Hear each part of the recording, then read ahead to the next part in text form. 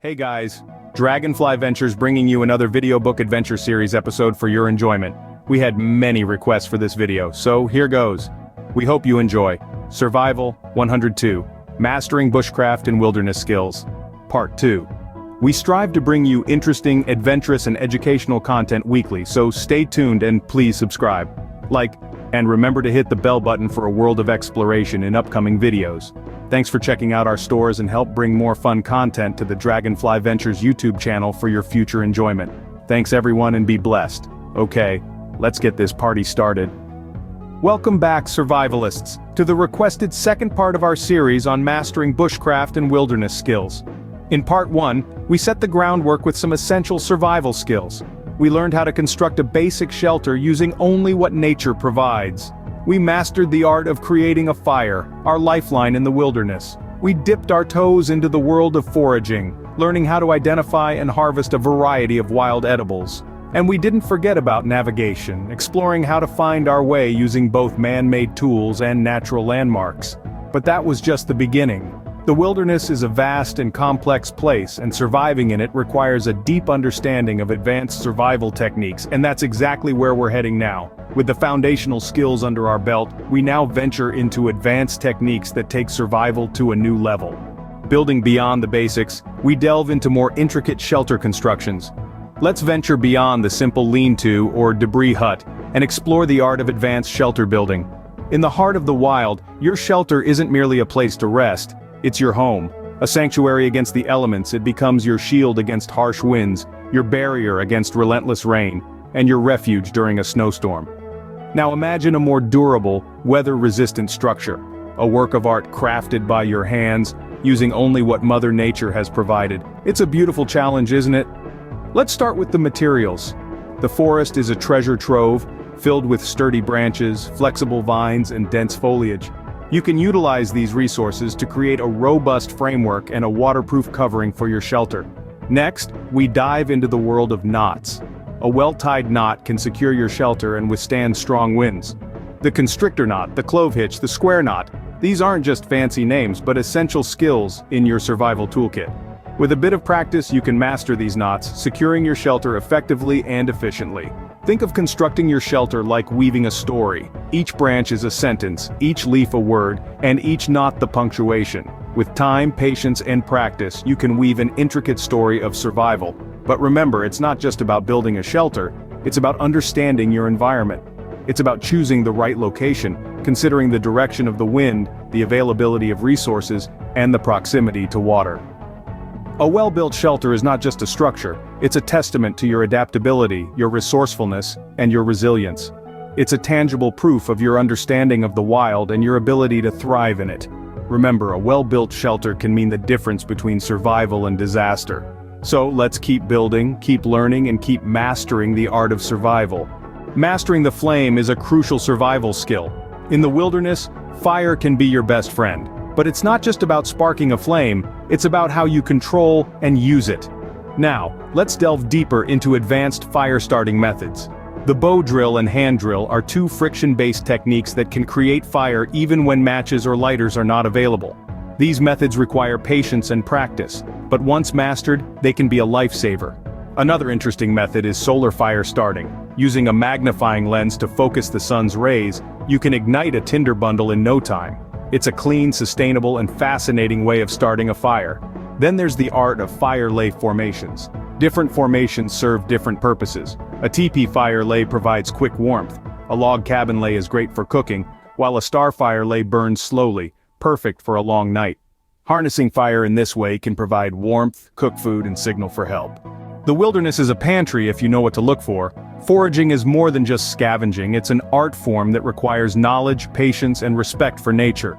From the lush green leaves of the dandelion, a common but highly nutritious plant, to the hidden treasures of edible fungi nestled in forest floors, the wilderness offers a bounty of sustenance.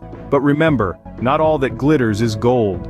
Some plants may appear enticing but could be toxic. Proper identification is paramount. Please educate yourself. We have an episode in the making about toxic plants and such in the making, so stay tuned. My friends, remember, it's wise to carry a field guide or, better yet, learn from an experienced forager. Insects too are a protein-rich food source. However, I prefer my granola bar. Grubs, ants, and even certain spiders can provide essential nutrients. But as with plants, correct identification is crucial.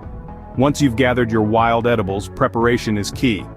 Some plants need to be cooked to neutralize toxins, while others can be enjoyed raw. Foraging is a vital skill, but always prioritize safety and proper identification.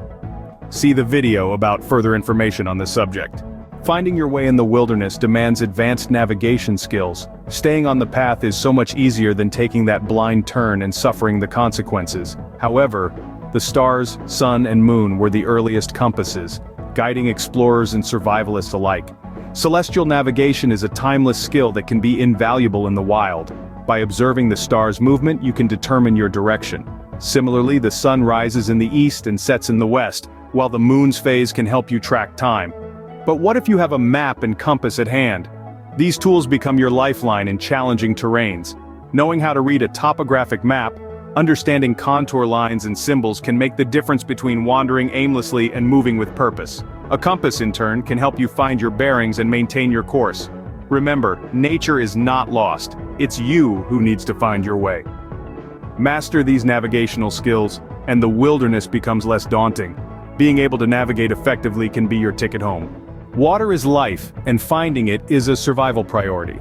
In the wilderness, water might be plentiful, but it's not always safe to drink. It's crucial to know how to make it potable. One such technique is distillation, a process that involves boiling water and then collecting the vapor. As the vapor cools down and condenses, it becomes safe to drink. This method is especially useful when dealing with saltwater or heavily contaminated sources. Another method is the improvised filtration system. It's about creating a multi-layered filter using natural materials. Start with a layer of charcoal, then sand, and finally small pebbles. This system can remove many impurities, but remember, it's not foolproof. Lastly, we have solar water disinfection. Simply fill a clear plastic bottle with water and leave it in the sun for 6 hours. The UV rays kill most pathogens, making the water safer to drink. Boiling is best for at least 10 minutes at a rolling boil. Remember, safe water is crucial to survival. Tools can make survival tasks easier and more efficient. The art of crafting tools is a cornerstone of survival and bushcraft. It's not just about making do with what you have, but transforming what nature provides into effective tools and gear. Consider a simple rock. In its natural state, it's just a rock. But with knowledge and skill, it can become a blade, a hammer, or a fire starter. This transformation is the essence of tool crafting. Now let's dive into the world of primitive weapons. A simple but effective weapon is the sling. With just a piece of leather and 2 cords, you can launch small stones with surprising force. Or consider the atlatl, a spear thrower used by ancient cultures to increase the speed and distance of their spears. Crafting these weapons requires patience and precision, but the payoff can be immense. Of course, survival isn't just about defense. You also need to eat. Fishing gear can be crafted from the simplest of materials. A willow branch can serve as a rod, and a thorn can become a hook. Combine with some hand-spun cordage, and you have a fishing line. More complex traps for larger game involve a blend of engineering and nature knowledge. From snare traps to deadfall traps, each has its own unique design and application. Crafting these traps is a skill in itself, requiring both creativity and technical understanding. But it's not all about crafting tools. It's also about finding innovative ways to use what's already available. A simple pot can be used for cooking, water purification, and even signal creation. A blanket can serve as a shelter, a bed, or a cloak. The key is to see beyond an item's standard use and to envision its potential. Remember, the environment is your toolbox, filled with resources just waiting to be utilized. All you need is the knowledge to unlock their potential. So, take the time to learn, to practice, and to experiment. Equip yourself with the knowledge to create tools from nature itself. This knowledge, more than any physical tool, is your greatest asset in the wilderness. Survival is a journey of continual learning and preparation. From the fundamentals of shelter building to the delicate art of fire mastery, from the knowledge of wild edibles to advanced navigation skills, from water procurement techniques to crafting tools, we've embarked on this journey together, exploring the intricacies of bushcraft and wilderness survival skills. This journey, however, doesn't end here. It continues as you step into the wilderness, equipped with newfound knowledge, ready to face challenges with resilience and ingenuity. Remember, the key to survival isn't just about knowing the techniques. As some would ask, why do you practice to be lost, when you can just not get that way? I say, an ounce of preparation for any scenario is a pond of success or cure. It's about constant practice, preparation and adaptation, and the will to live. It's about understanding the rhythm of nature, respecting its power, and harnessing its resources. So, keep practicing your knots, keep honing your fire-starting skills, keep exploring the wilderness with curiosity and respect, continue honing your skills, stay prepared, and the wilderness will hold no fear for you. Well guys, I hope you enjoyed this video. We worked hard to put this one together. We strive to get better and better. See you in the next episode about highlighting the beauty and diversity of plant life while introducing the importance of plant identification for survivalists. We hope you enjoy that one as well.